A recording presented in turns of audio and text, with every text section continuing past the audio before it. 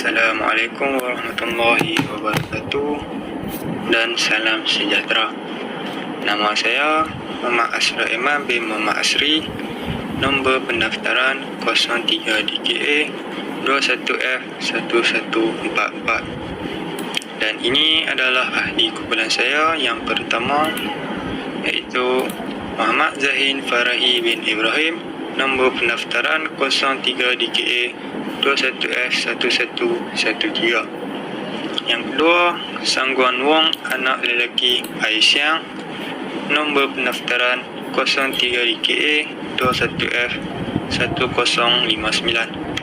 Dan yang terakhir, Puan Rash Jaya Palen. Nombor pendaftaran 03 DKA 21F1089. Hari ini kami akan membentangkan tentang presentation 1. Okey, yang pertama saya ingin membentangkan tentang pamphlet, brochure ataupun picture. Untuk projek ini kami memilih rumah banglo setingkat daripada syarikat Alif Muhammad Sendirian Berhad.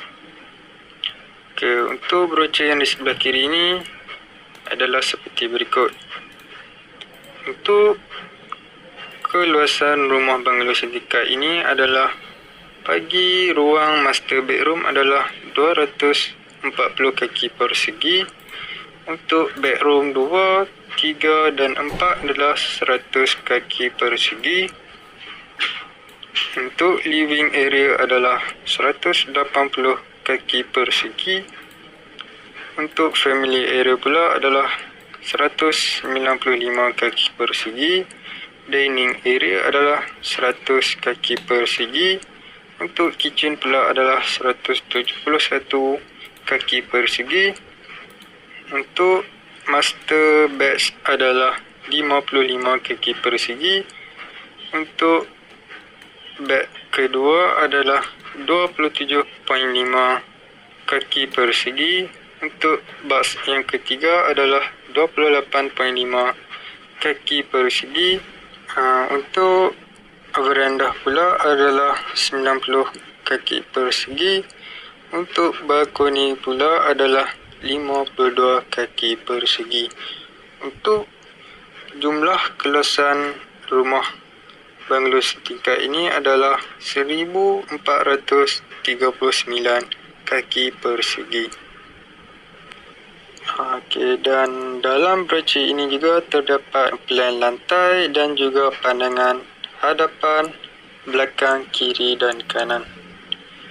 Untuk harga bagi rumah banglo setingkat ini adalah RM98,000 Malaysia. Okey, untuk bahagian yang di sebelah kanan ini adalah spesifikasi rumah.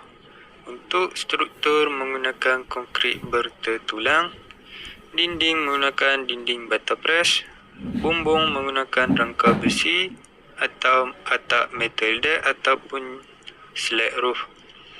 Untuk ceiling adalah menggunakan kepingan ceiling kapur plain, tingkap menggunakan bingkai tingkap aluminium ataupun cermin tingkap hitam.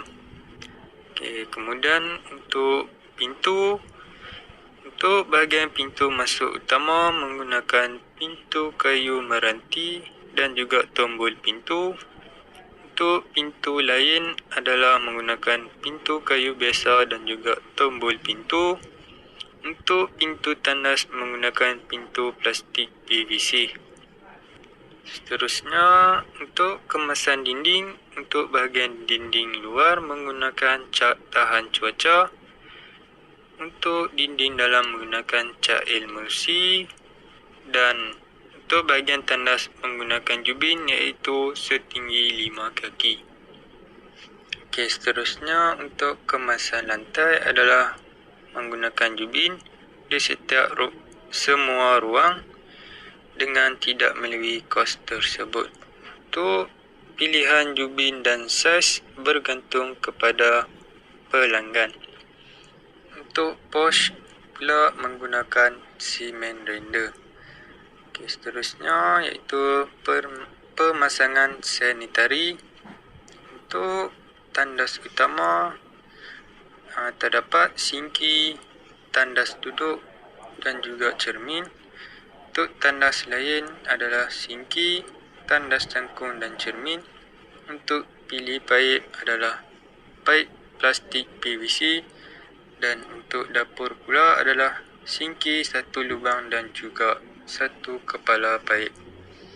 Untuk pemasangan elektrik adalah sistem elektrik satu fasa, iaitu wiring sahaja, kipas dan lampu tidak disediakan.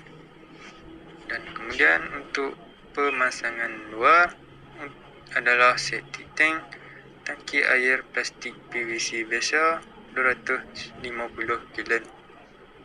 Kemudian untuk penambahan railing kaca dalam ilustrasi 3D adalah aksesori, iaitu kos tambahan akan dikenakan. Dan yang terakhir adalah tambahan pagar. Untuk kos tersebut bergantung kepada kehendak klien. Dan ini di sebelah kiri ada gambar pandangan perspektif daripada hasil 3D.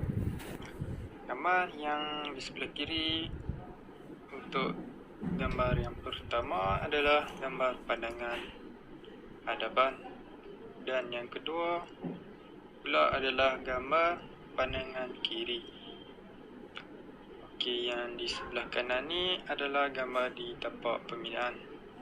Yang gambar di atas adalah gambar bahagian pandangan hadapan semasa proses pembinaan berlangsung. Yang kedua pula juga adalah gambar untuk pandangan kiri semasa proses pembinaan dijalankan.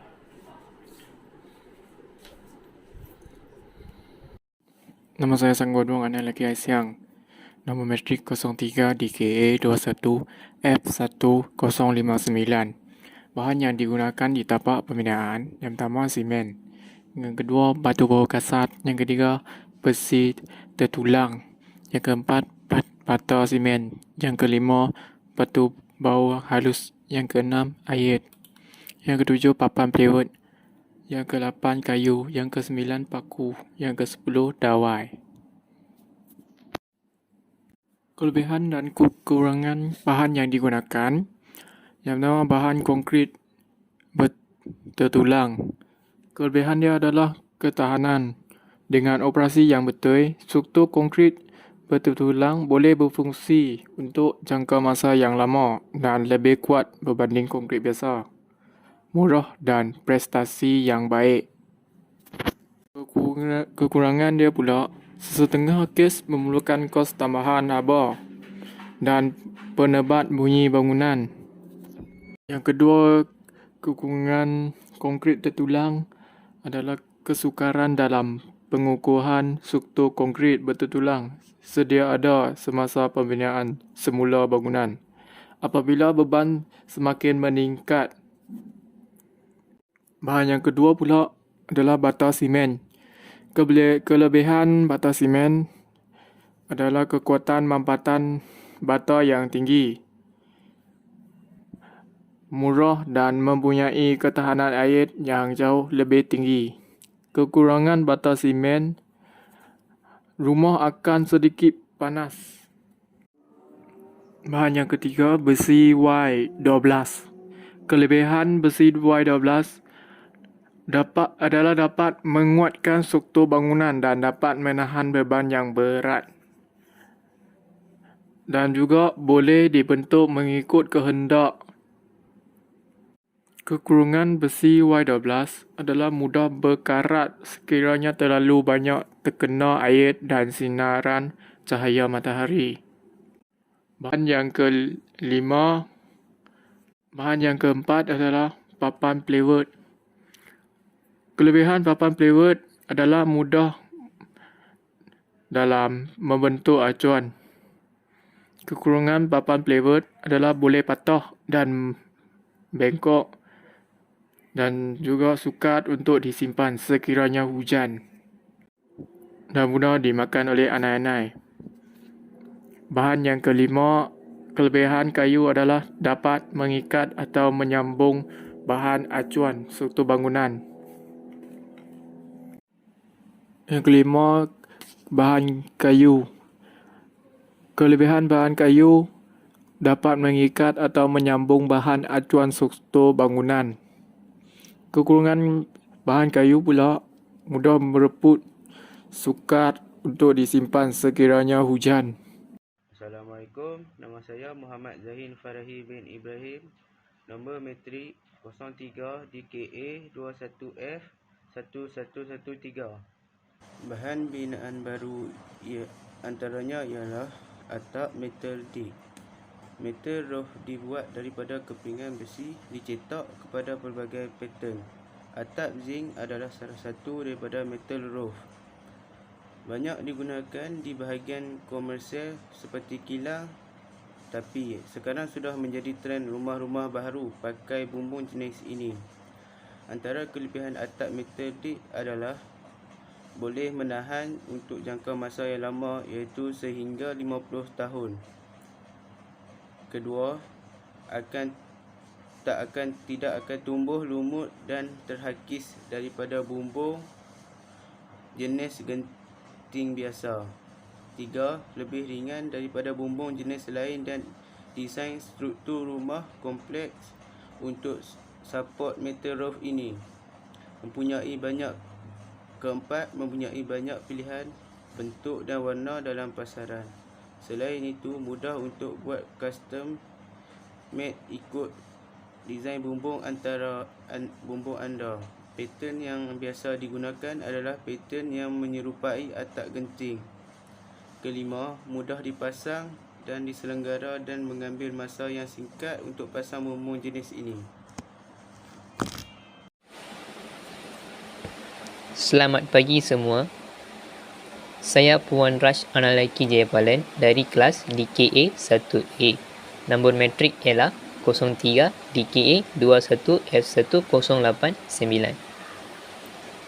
Hari ini saya akan menerangkan tentang masalah yang berlaku terhadap bahan yang digunakan. Yang pertama adalah kos bahan dan kualiti. Faktor ekonomi mempengaruhi kos bahan konkrit atau bahan mentah. Jumlah kos bahan binaan juga akan bertambah sekiranya kualiti bahan binaan tersebut lebih berkualiti dan bermutu tinggi. Kedua adalah pembasiran. Pembasiran dalam konkrit biasanya adalah terdiri daripada pasir, batu, bahu kasar, simen dan air.